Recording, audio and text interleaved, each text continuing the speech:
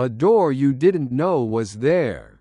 There comes a moment in life, subtle, often unannounced, when the world grows quieter, but your inner voice grows louder. Maybe it happens while you're washing a single teacup at the sink, and the light through the window looks like something you've never seen before, even though it's always been there. Or maybe it sneaks in when your favorite song from 1978 plays on the radio, and the lyrics land differently, not as memory, but as prophecy. And sometimes, it happens when you're 62, sitting alone in your living room, holding a photograph you forgot was in that drawer. In it, you're younger, radiant, busy. The kids are toddlers. You're wearing a watch you haven't owned in years. You remember the moment, but this time, looking at it, you don't just feel nostalgia. You feel a question rising in your chest. Where did it all go? It's not regret, not yet. It's recognition, a shift, a sacred disorientation. And then comes the next whisper, as natural as breath. What now? This, right here, is the doorway. And if you're willing, Buddhism offers you the key. A message for the listener. If you're listening to this, whether you're in your 30s worrying about your parents, in your 50s feeling time accelerate, or over 60 facing the mirror and wondering who you are without the titles, the schedule, the important things, this story is for you. This isn't a guidebook to aging. This is an invitation to awakening.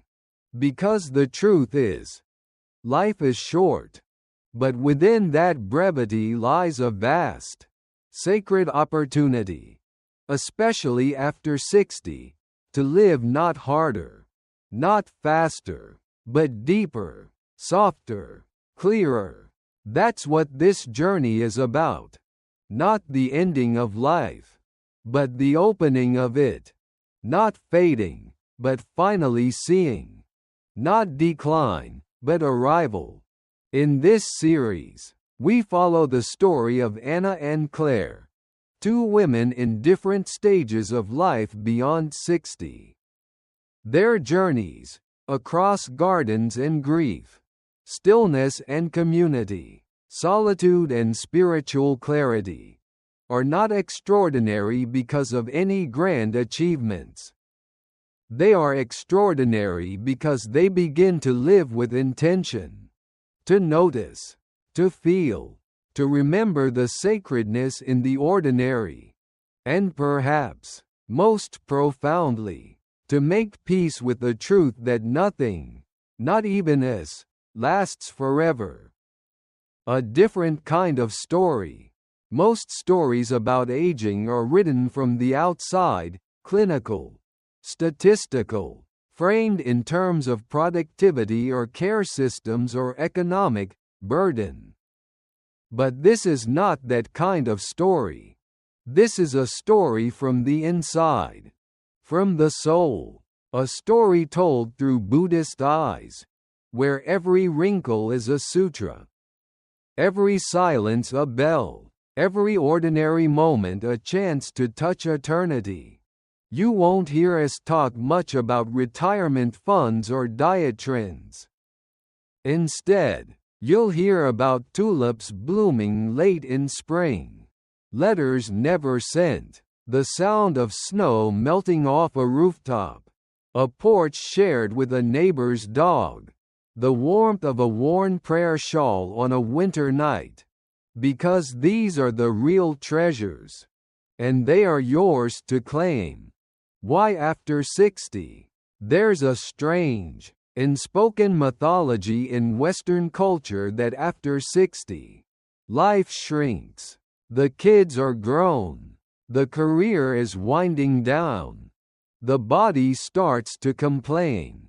Invitations lessen. Roles change. The mirror tells a different story than it once did. But Buddhism teaches the opposite. In Buddhist traditions, aging is not an inconvenience. It is an initiation, a ripening, a softening of ego and ambition, and a blossoming of insight and compassion. It's when you no longer confuse your job title with your worth, your calendar with your joy, your reflection with your essence. It's when you finally have time, not to fill, but to feel. A personal note from this channel. Here at Buddhism in Every Moment, we don't make content for entertainment. We create offerings, sacred offerings, from our heart to yours. Because we believe that even a single moment of presence, of truly feeling the breath, hearing the rain, or forgiving a long-held grudge, is more powerful than 100 hours of distraction. And if you're here, if something brought you to this video, maybe there's something inside you that's ready to awaken. Not in a dramatic, cinematic way, but in a way that feels like coming home.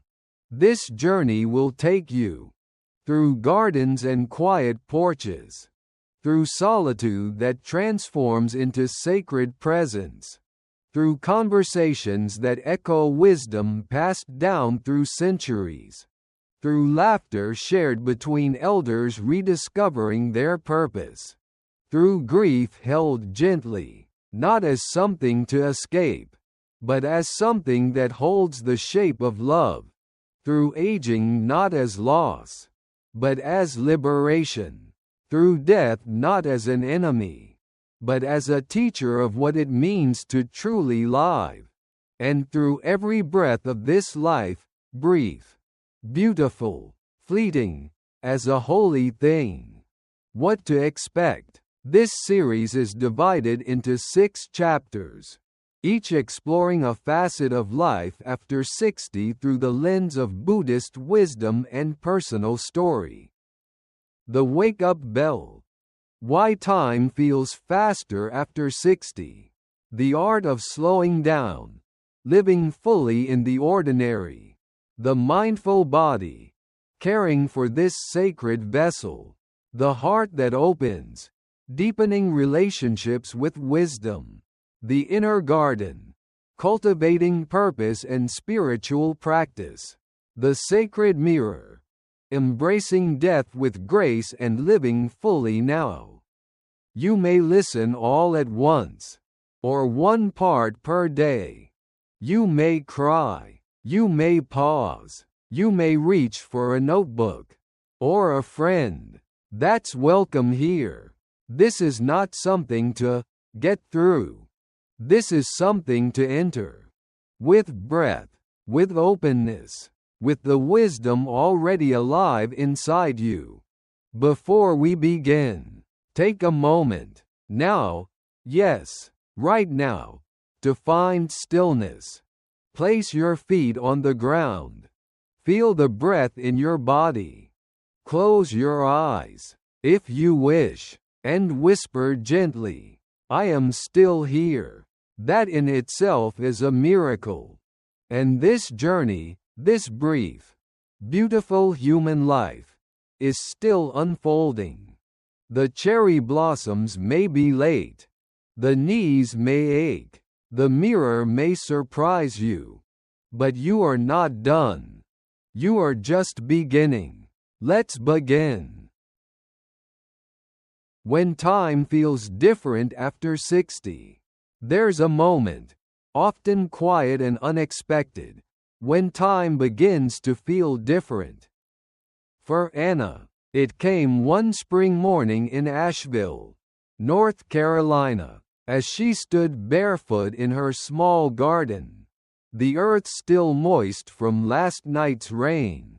The cherry blossoms were late that year, but the tulips pushed through regardless, as if to remind her that life insists on blooming. even when it's not convenient. She had just turned 63, and for the first time in decades, she wasn't rushing to meet a deadline, wasn't packing a suitcase, wasn't checking her email before sunrise. Retirement had technically begun 3 months earlier, but the inner shift, the real awakening, arrived only that morning. "I'm not young anymore," she whispered aloud, not in sadness, but in awe. Then came the second whisper, "But I'm still here. What now?" What now, is the question that every soul eventually faces.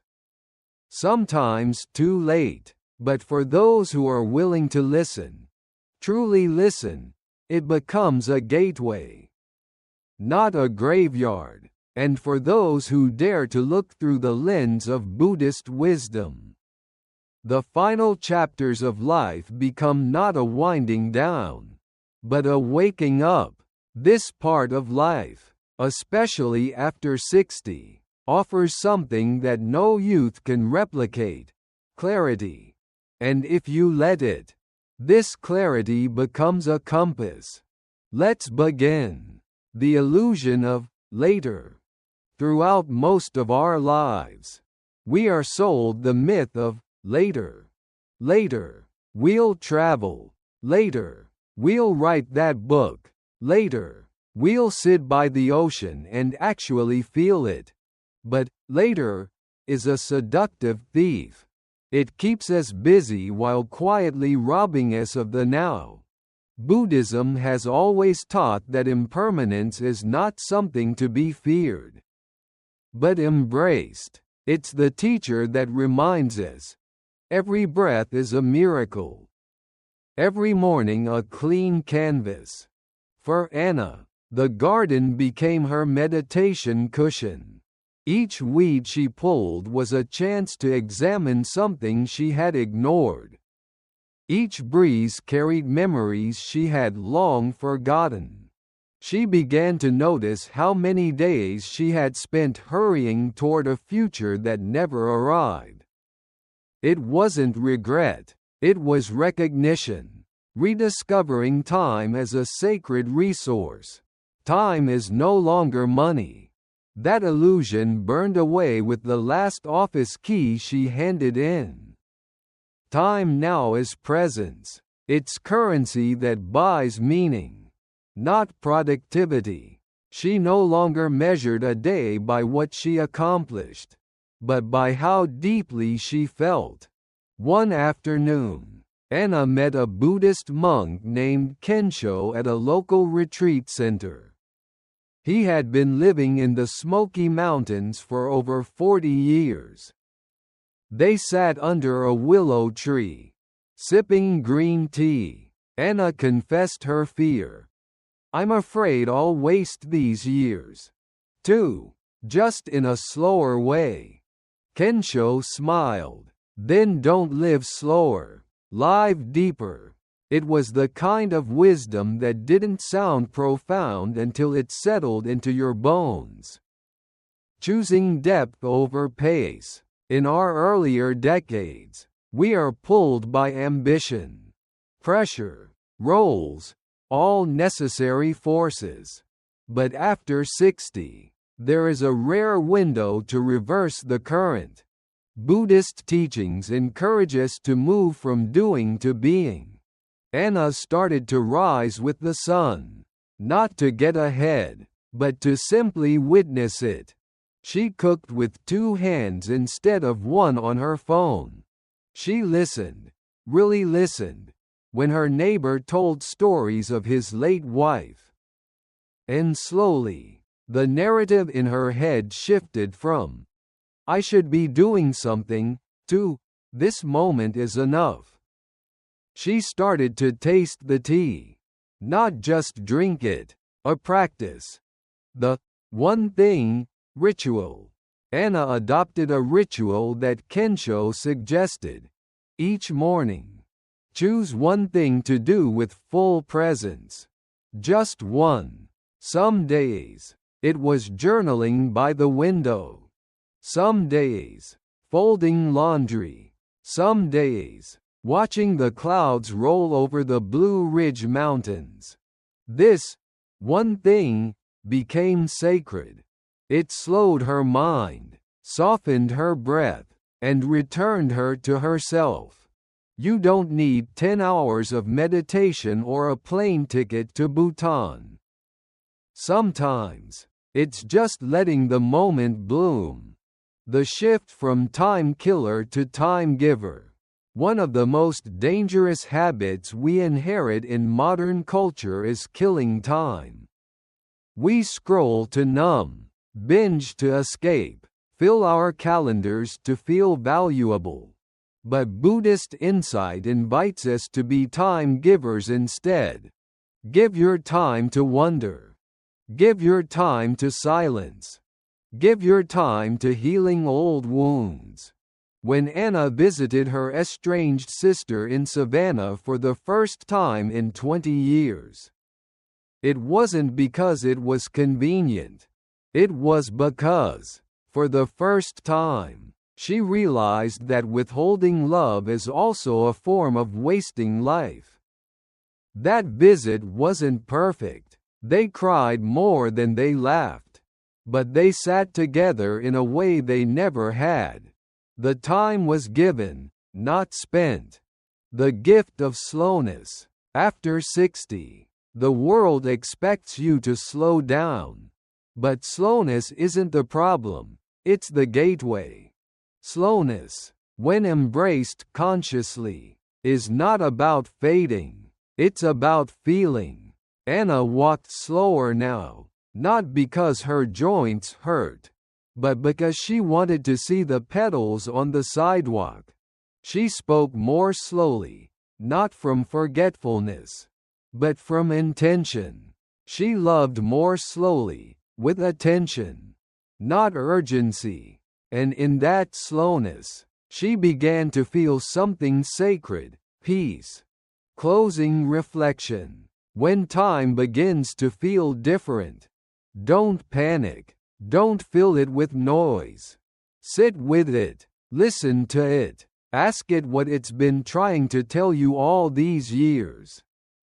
Anna once thought the best years were behind her. Now, each morning she wakes up and whispers to herself, "This could be the most beautiful day of my life." Sometimes, she's right. In part 2, we'll follow Anna as she begins to explore the emotional and spiritual landscapes of aging, especially the fear of irrelevance, and how Buddhist wisdom offers a gentle but powerful antidote: belonging without performance. The quiet power of simply being. It was a rainy afternoon in Sedona, Arizona, when Anna stood before a mirror in a small Airbnb. The light outside turned the red rocks a deeper shade of rust. Inside, her reflection revealed something more intimate, not just the lines around her eyes, but the silence within them.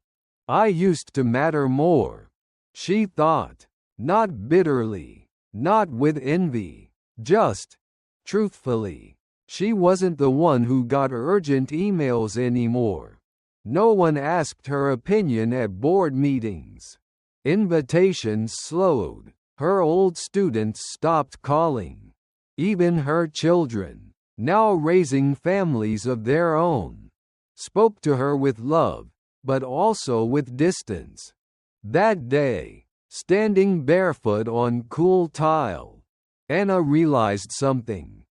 She had spent most of her life proving her worth by being relevant, being needed, praised, consulted, chosen, and now, stripped of all that external validation, the question echoed inside her like thunder over desert canyons.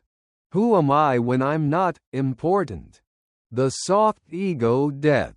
In Buddhist teaching, ego is not inherently evil. It's simply mistaken. It believes we are the roles we play: teacher, parent, director, achiever. But roles end, names fade, trophies gather dust. And so, Buddhism offers a radical freedom. You are not your relevance.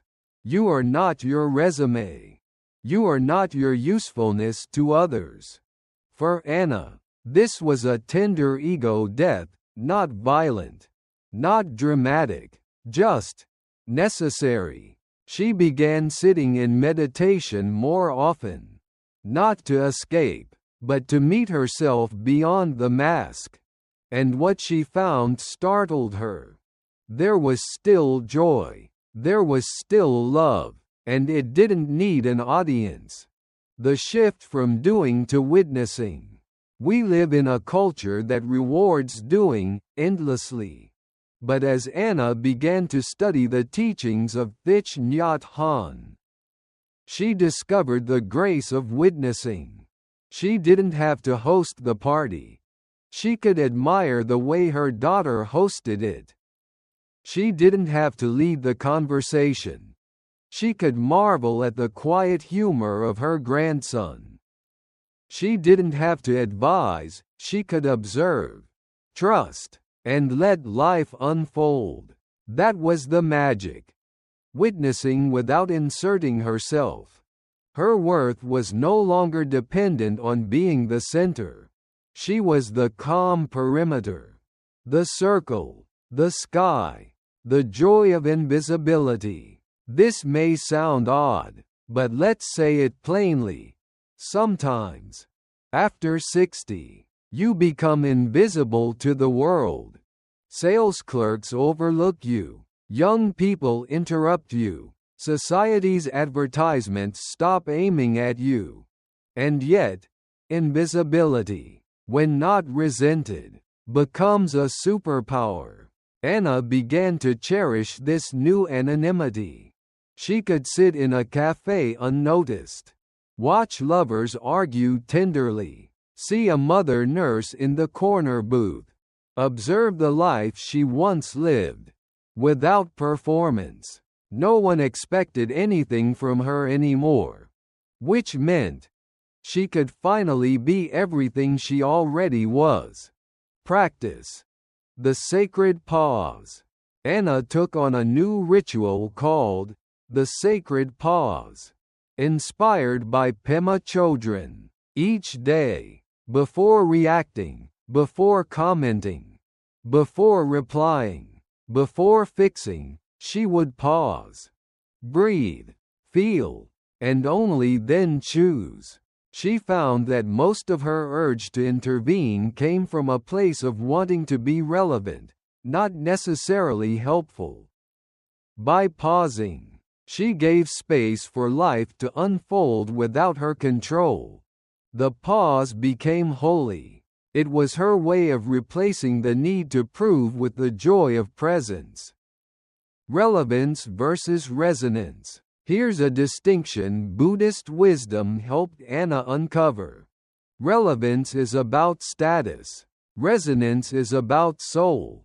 She may no longer be at the center of attention, but her presence resonated. Her gentle listening, her grounded stillness, her ability to sit with a friend's grief without offering solutions. People started to come to her, not for answers, but for her being. She was becoming like the mountain, not loud, but unshakable, the unseen work of the wise. There's a quiet labor that elders do, one that is rarely applauded. They hold space for others. They model grace through grief. They carry memory like an old photograph, fading but sacred.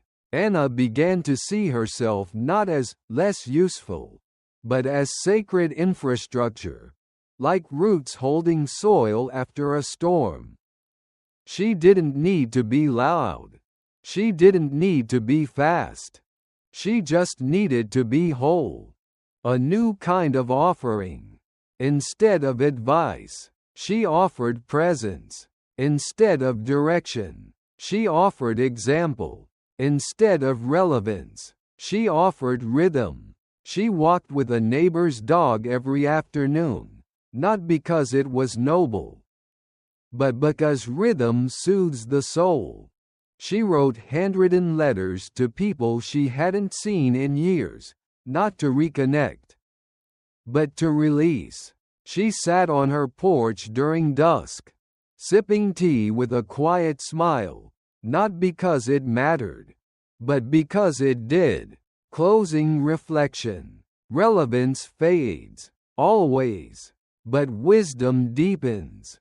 There is no billboard for presence, no spotlight for patience, no trophy for kindness, but those are the real legacies of a life well lived. Anna was no longer needed in the way she used to be. She was something better.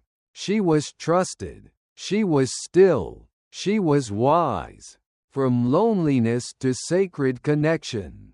It was the middle of winter in Taos, New Mexico. Snow fell slowly outside the wide windows of Anna's rented cabin. The world was hushed, the kind of silence that doesn't feel empty, only vast. Inside, a single mug of peppermint tea steamed on the table. She was alone, not just in the room, but in life. Her husband had passed away 5 years ago. Her closest friends were scattered across states, some gone entirely. Her daughter visited, but not often, and though she appreciated the solitude, there were moments, unexpected, sharp, when a memory, a silence, or even a bird call outside would pierce through her like cold wind. I am truly alone, and it scared her. The weight of modern loneliness. In Buddhist psychology, suffering is often described as dukkha, not just pain, but dislocation, a sense that something isn't quite right. Loneliness, then, isn't only the absence of company, but the ache of feeling disconnected from the living world. Anna began noticing when loneliness came. At night, while brushing her teeth in silence, while cooking too much food, forgetting she lived alone, when laughter came from neighbors' windows, and none from her own. It wasn't constant, but when it came with sharpness, rather than push it away. She chose a Buddhist approach.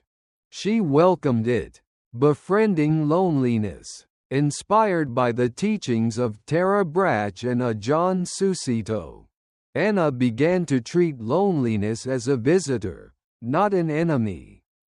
When the feeling came, she lit a candle. She'd sit quietly and whisper, "Oh, it's you again," instead of turning on the TV or scrolling through her phone. She would journal. What is this emptiness trying to teach me today? And slowly, a truth emerged. Loneliness is the call to reconnect, not just with others, but with your own presence. Rediscovering the sacred in the simple. Each morning, she walked the snowy trail behind her cabin. At first, it felt like a routine.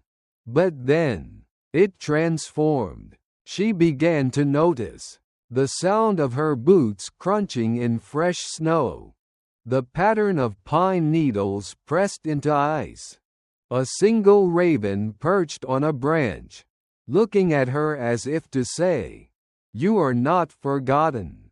In these silent encounters, Anna realized something radical. She wasn't alone.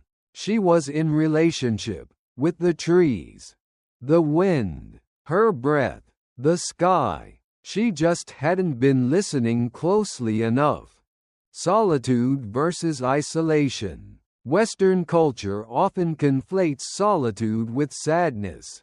But Buddhism reminds us, solitude is where we return to ourselves. It's the ground from which we bloom. Anna journaled a distinction one morning. Isolation is disconnection from everything. Solitude is deep connection with everything that's not human. And so, she began to treasure her mornings as sacred. She called it her returning hour, the moment she returned to presence, to the sacred hum beneath all things. Practices that transformed her solitude. Loving kindness meditation, metta. Instead of trying to fill the void, Anna practiced radiating kindness, first to herself, then to others, near or far. Each morning, she sat quietly and repeated, "May I be safe. May I be happy. May I be healthy. May I live with ease." Then she'd say it for her daughter, her late husband, a grocery clerk she once smiled at, a friend she hadn't spoken to in years. Her heart softened, her world expanded. Writing letters never sent, she began a ritual of writing letters she would never mail. Letters to her husband, her mother, her past self, her future self. In doing so, she gave voice to what was trapped inside. The cabin felt warmer afterward, as if her words stitched invisible thread between her and the people she loved. Sacred listening. One day, she took a vow. No music. No podcasts. No voices for a week. Just nature. She listened, really listened, to wind through pine, to the distant call of coyotes, to snow melting off the roof in rhythmic drips. Solitude, she realized, wasn't quiet. It was a symphony. What solitude revealed. As the days passed, Anna wrote in her journal, "I thought solitude would make me feel smaller. But it has made me feel wide, like the sky." In Buddhist thought, there is no fixed self. We are all interbeing, always in relationship with the world.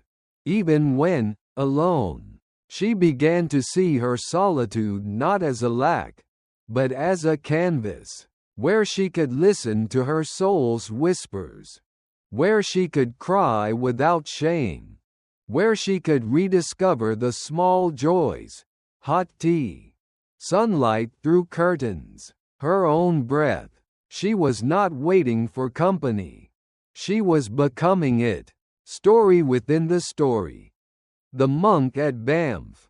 During this time, Anna read the story of a monk in Banff, Canada, who had lived in a cabin for 12 winters. When asked if he ever felt lonely, he smiled and said, "I am never lonely. I am crowded with trees, wind, silence, and God." That line stayed with her. It redefined her winter. She was crowded too, with memory, with quiet beauty, with her own slow awakening. From empty house to sacred hermitage, she began to call her cabin a hermitage. Not to isolate, but to honor. She brought in a few plants, a prayer bowl, a small painting of Avalokiteshvara, the Bodhisattva of compassion. Each morning, she lit incense, not for anyone else, just as a gesture of reverence. And in doing so, the space transformed, not into a temple for worship, but a sanctuary for being. Embracing change, movement, and inner vitality after 60. On the first morning of spring in Taos, the sunlight stretched long and golden across the wooden floor of Anna's cabin. The snow had melted into soft earth, For the first time in months, she opened the door wide, not just for air, but for life. She stood barefoot on the cool porch, her body, slightly hunched and aching from winter stillness, whispered a quiet request, "Move me." And so, she did. That day would begin Anna's journey not just into healing her body, but into reclaiming it as sacred space. As a temple, as a wise teacher, letting go of the old story. For most of her life, Anna viewed her body as a problem to fix. Too heavy, too soft, too tired, too slow. After turning 60, the list of complaints seemed to multiply. Her knees ached, her balance wavered, her energy dipped in unpredictable waves.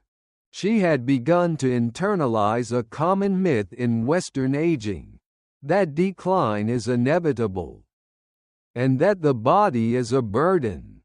But Buddhism teaches a different view. The body is impermanent, yes, but it is also a doorway. A gateway to presence, a sacred vessel carrying wisdom and memory. Not something to fight, but something to listen to. Anna began the radical act of befriending her body, as it was. Movement as medicine. Rather than starting with grand routines, Anna began simply, stretching each morning with the rising sun, walking slowly in the meadow barefoot, feeling the dew, practicing gentle qigong in her cabin, following YouTube videos by a smiling man in Taipei. She discovered something unexpected. As she moved slowly and with reverence, her body responded with gratitude. Pain lessened, breath deepened, her posture softened, but most importantly, her inner voice changed. From, "I'm too old for this," to, "Look what I still get to feel." The Buddhist body. In many Buddhist traditions, the body is not ignored, it is deeply honored. Meditation often begins with awareness of the body. The rising and falling of breath in the belly. The feeling of the cushion beneath your seat. The warmth in your hands or tension in your jaw. Thich Nhat Hanh taught, your body is a piece of the cosmos. Breathe in, and know you are alive. Anna took this to heart. Each morning, she placed her hands on her chest, closed her eyes, and whispered, "I am still here," dancing with impermanence. One morning, she found an old jazz record. On impulse, she played it, loud, and began to move. She wasn't performing. She wasn't exercising. She was dancing with life. She twirled slowly in her flannel pajamas, arms loose, heart open, laughing with no audience. Her hips cracked, her breath shortened, but her spirit soared. She wrote later in her journal, "This isn't the body I had at 30. It's better. It knows sorrow. It knows how to rise again." Embracing the changing form, instead of resisting change, Anna began to observe it with curiosity. Her hands were more wrinkled now, but they had held a child. Cooked thousands of meals, cradled grief and joy. Her face was softer, gentler, the lines etched with stories. Even her gray hair, once dyed and denied, now framed her face like winter clouds around a mountain. She no longer asked her body to be young. She asked it to be true. When the body says stop, not all days were graceful. Some mornings, she ached too much to stretch. Some days, She felt dizzy from low blood pressure. Her digestion changed. She had to pee more often. She napped longer than expected. At first, this frustrated her, but then she remembered the monk's teaching she'd read. Rest is also practice. Stillness is a form of prayer. So she began honoring rest with the same reverence as movement. A nap was no longer laziness. It was sacred. Rituals of care. Anna began creating small rituals that honored her body. She massaged her feet with warm oil each night. She placed a warm towel over her face and whispered affirmations. She kept fresh water by her bed, reminding herself, hydration is love. These acts weren't about luxury. They were about presence. Tending to the body became a spiritual practice, a chance to slow down and say, "Thank you for carrying me." The body's quiet messages. One day, while meditating, Anna had a realization. My body has been speaking to me for years. I was just too distracted to listen. Now, she paid attention. Tension in her shoulders meant worry. Shallow breath meant fear. Heavy legs meant she needed stillness. Tingling in her hands meant joy. Her body was not betraying her. It was guiding her. The breath as bridge. When Anna felt overwhelmed by emotion, by memory, by life, she returned to the simplest tool, her breath. In Buddhist practice, the breath is not just oxygen. It is a reminder of presence. Each inhale, a chance to return. Each exhale, a chance to let go. She practiced what Thich Nhat Hanh called breathing with love. Inhale. I breathe in love for this body. Exhale. I let go of judgment. Over time, her breath became an anchor, a home, a prayer. Story within the story. The Japanese gardener. In Kyoto, there's a story of a 92-year-old Zen gardener named Hiroshi. Each morning, he tended to his moss garden with slow, deliberate movements. When asked how he managed this at his age, he smiled. I do not rush. I do not resist. I do not forget this is a gift. Anna pasted that quote on her mirror. She adopted Hiroshi's pace, and her days began to bloom. Reframing the narrative. Society tells us that aging means loss of beauty, ability, vitality. But Anna had discovered a secret. Aging also means arrival. Arrival into presence. Arrival into wisdom.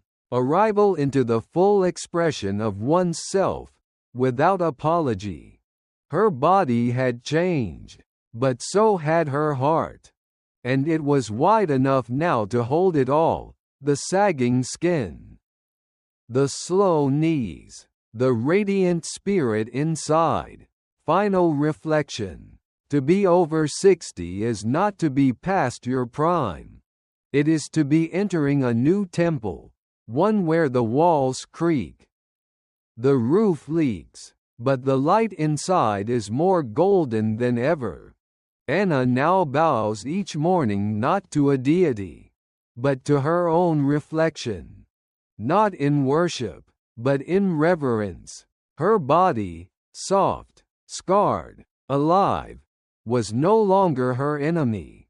It was her oldest, most faithful companion, and she would walk with it, lovingly, all the way home, building legacy through connection, compassion, and community. The day Anna turned 65, she didn't throw a party or travel abroad.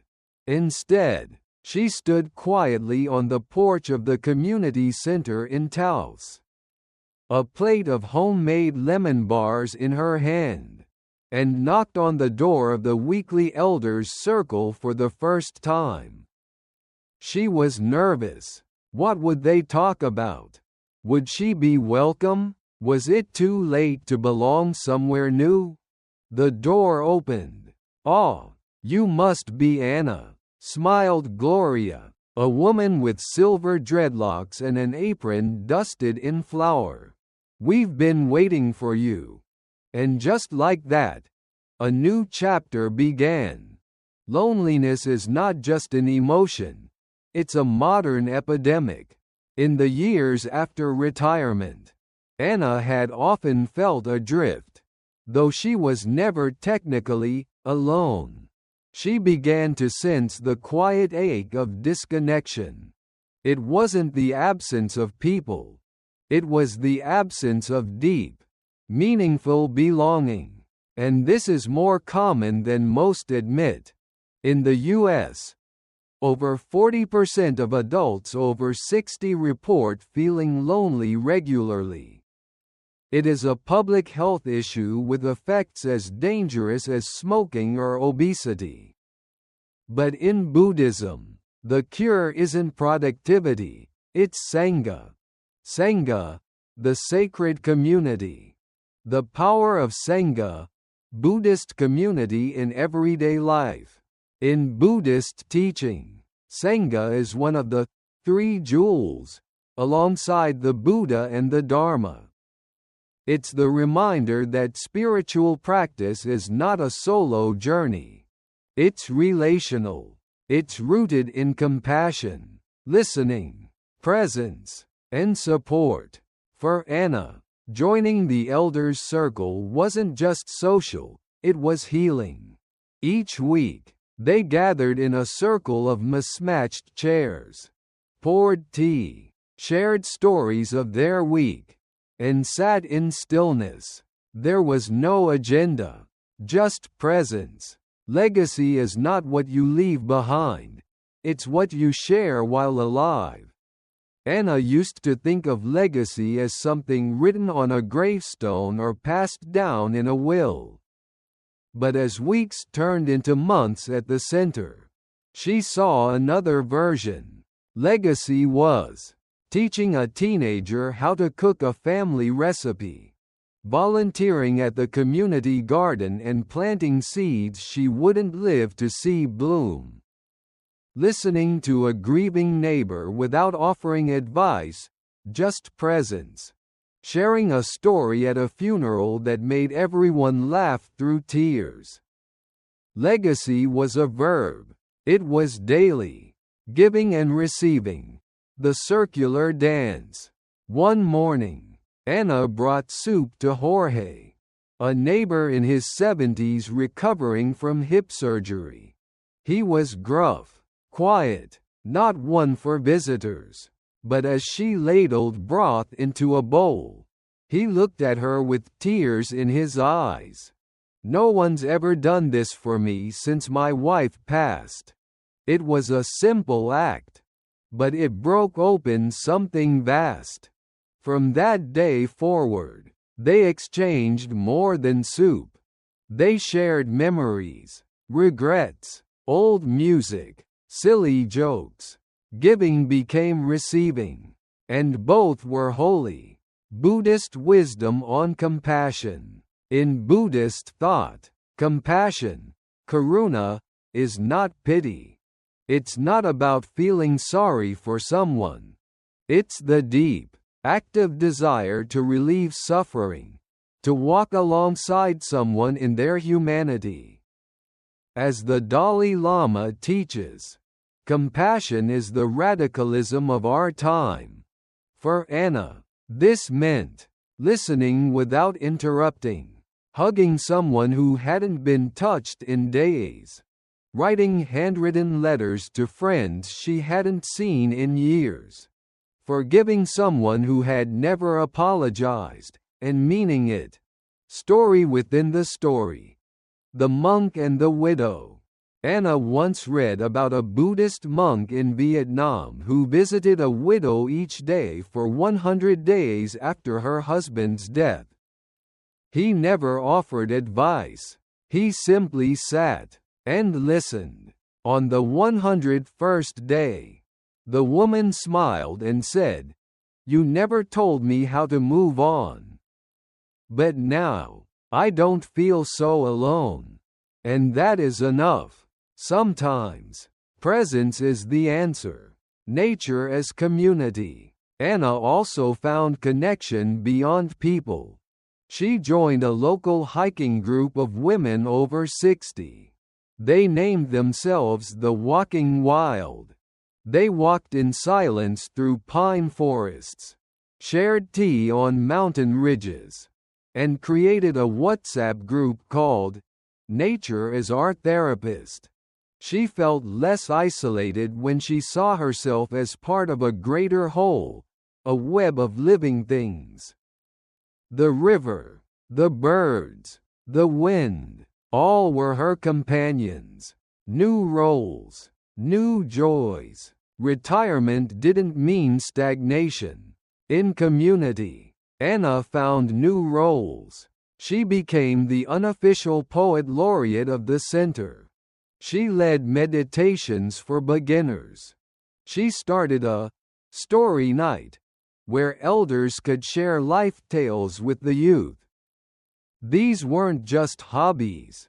They were ways of being seen, needed, valued, healing through shared grief. One evening, during a winter storm, the group held a candlelight circle for Dolores, a member who had passed peacefully at 87. Each person shared a memory.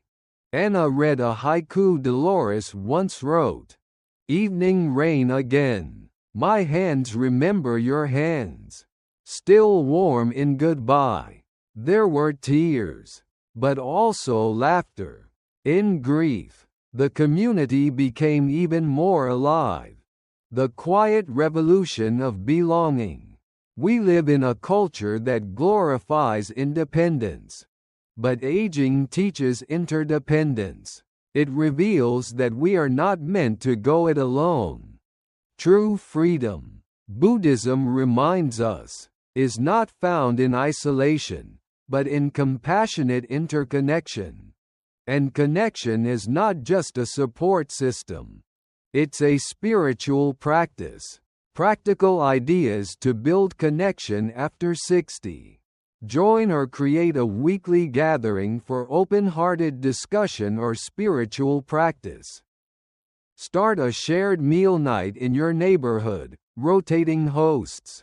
Potluck style. Volunteer at a local library, animal shelter, or community garden. Record your life story as a gift for future generations. Mentor someone younger in your field or life experience. Write gratitude letters, one per week, to people who've impacted you. Final reflection. Anna no longer feared being forgotten. She was not waiting for someone to remember her name after she died. She was living in a way that left warmth in every room she entered. Belonging is not something you find. It's something you build. With kindness, with presence, with courage to knock on a door, lemon bars in hand, and say, "I'm here." And somewhere inside, a voice will answer, "We've been waiting for you." Embracing death with grace and living fully now. A late October sun dipped behind the aspen trees in Sedona, scattering gold across the ground like coins from an unseen world. Claire, now 72, sat barefoot on the porch of her desert cabin, sipping tea brewed with dried chrysanthemum petals.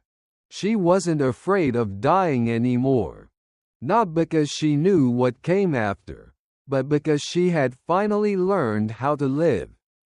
And in doing so, She made peace with letting go. This final part is not about endings. It's about embracing life with such fullness that even death feels like a gentle exhale. Death is not the opposite of life. It's a part of it. In the West, death is often feared, hidden, whispered about in hospital corridors and nursing homes. But in Buddhist traditions, particularly those from Tibet, Bhutan, and parts of Japan, death is not a taboo. It's a teacher. In monasteries, monks meditate beside cremation grounds. They reflect on impermanence not to induce despair, but to awaken urgency and appreciation. As the Buddha taught, of all footprints, that of the elephant is supreme.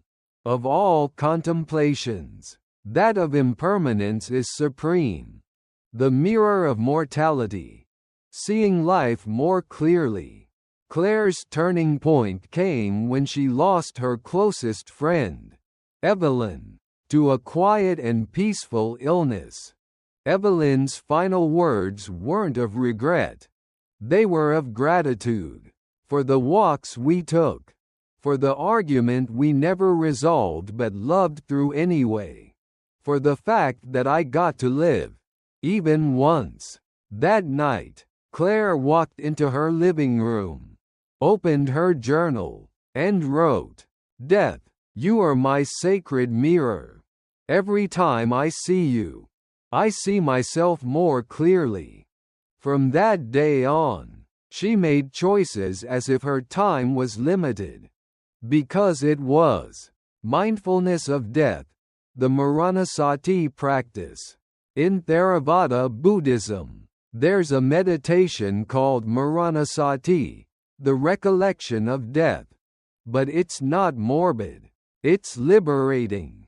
Claire adopted this practice by asking herself one question each morning.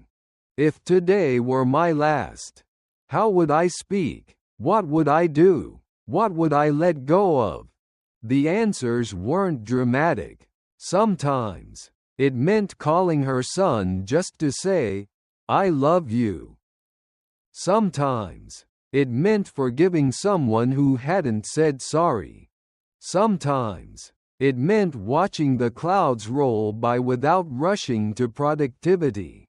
Impermanence as a gift. Buddhism teaches the law of anicca, that all things are impermanent. And for Claire, this no longer felt tragic. It felt beautiful. The cherry blossoms bloom only for a week. The full moon lasts just a night.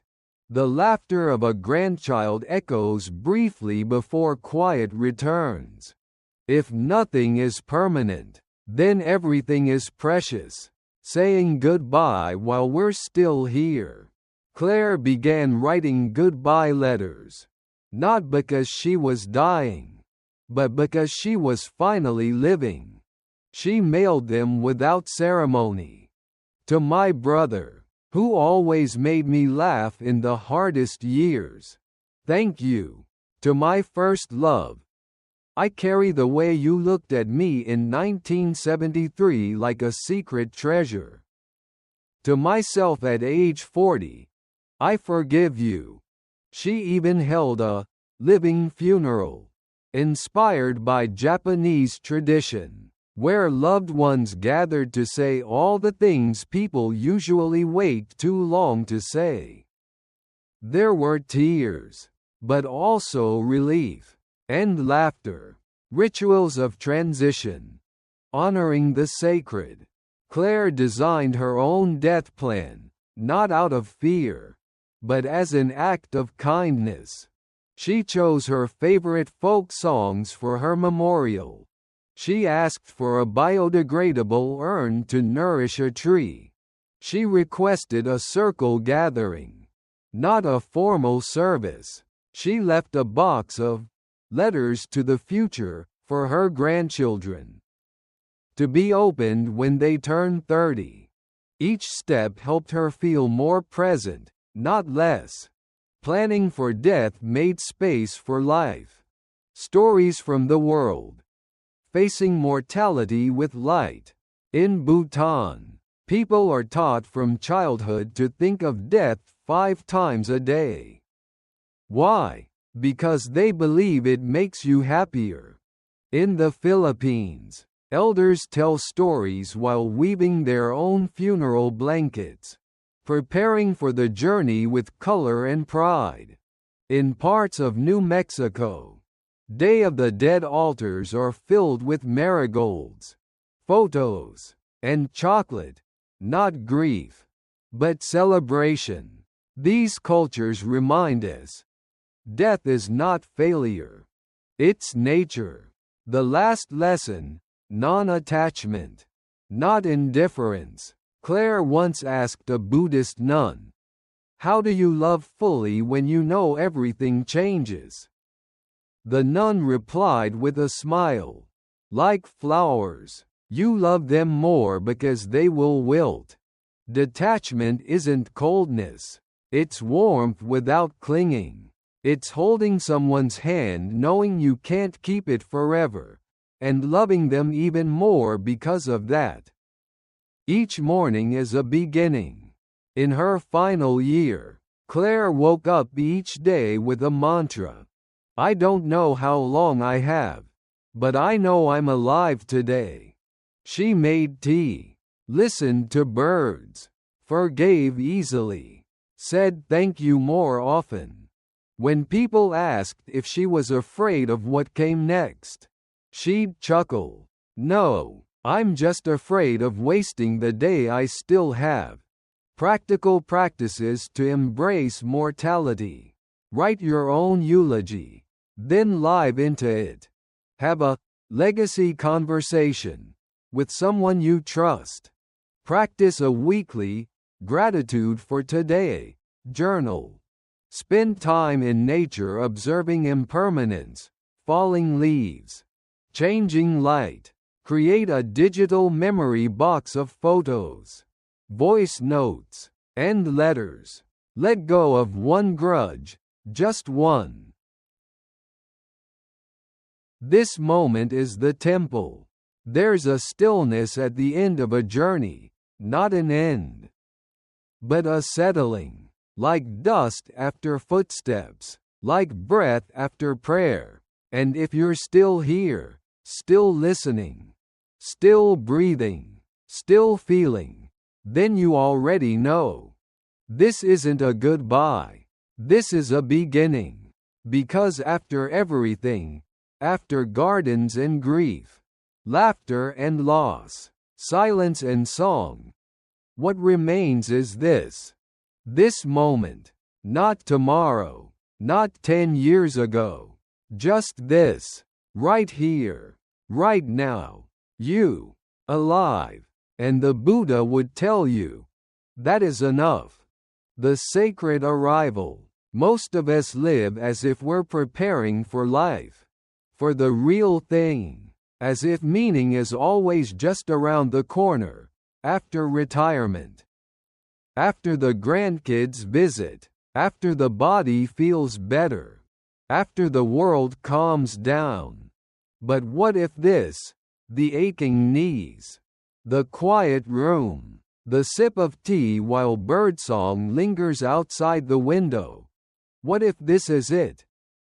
Not a rehearsal. Not a detour. But the temple itself. Buddhism teaches us not to chase the next thing, but to arrive. To land. To see. You've walked through 6 reflections. 6 doors. Each one revealing that aging is not about fading, but clarifying. That after 60, life doesn't shrink. It deepens. It opens. It simplifies, not into emptiness, but into essence. The noise begins to fall away. And what's left is the sacred. A garden you carry. Perhaps you remember Anna, standing barefoot in her garden in Asheville, whispering to herself, I'm not young anymore, but I'm still here. What now? Claire, on her porch in Sedona, unafraid of dying because she had finally learned how to live. They weren't saints. They weren't monks in temples. They were women with aching hips, unpaid bills, scattered photo albums, ordinary griefs, and extraordinary courage. And in them, we saw ourselves, our own longings, our own questions, our own quiet awakenings. Their stories were not about them. They were mirrors. For you, the teachings that linger. What did you carry from this journey? Was it the one thing ritual? To do one thing each day with full presence? Was it the sacred pause, that moment before reacting, where you breathe instead? Was it the vow to love like flowers, not despite impermanence, but because of it? Was it a letter unwritten that now feels ready to be sent? Was it the sudden urge to sit beneath a tree and simply listen? These teachings weren't meant to stay in a notebook or a video. They were meant to be lived. In your body, your breath, your relationships, your tea. Aging is a return, not a decline. Western culture tells us that aging is about deterioration, slowing down, stepping back. But in Buddhism, aging is seen differently. It is ripening. It is release. It is the softening of the ego's grip, the loosening of the world's demands, and the opening of the heart. When you are no longer performing, you begin to witness. When you are no longer achieving, you begin to simply be. And that is when the deepest wisdom arises. Not in your 30s, not in your peak career, but here, when you are quiet enough to hear your own soul again. You are not behind. You are right on time. The invitation remains. We offered 6 doors. A new way to see time, not as a threat, but a canvas. A new way to see slowness, not as decline, but depth. A new way to see the body, not as enemy, but sacred companion. A new way to see connection, not as relevance, but resonance. A new way to see solitude, not as absence, but intimacy. A new way to see death, not as ending, but teacher. But the real work begins now, in the ordinary spaces of your life. This moment, the sink full of dishes, the wrinkle around your eye, the silence after the call ends. These are not interruptions to your practice. They are the practice. What will you do with this day? You don't need to become a monk. You don't need to move to a temple in Nepal. You don't need to renounce your belongings or wear a robe. You only need to remember that life is short, and holy, and happening right now. So, what will you do with this day? Not what will you accomplish, but how will you arrive in it?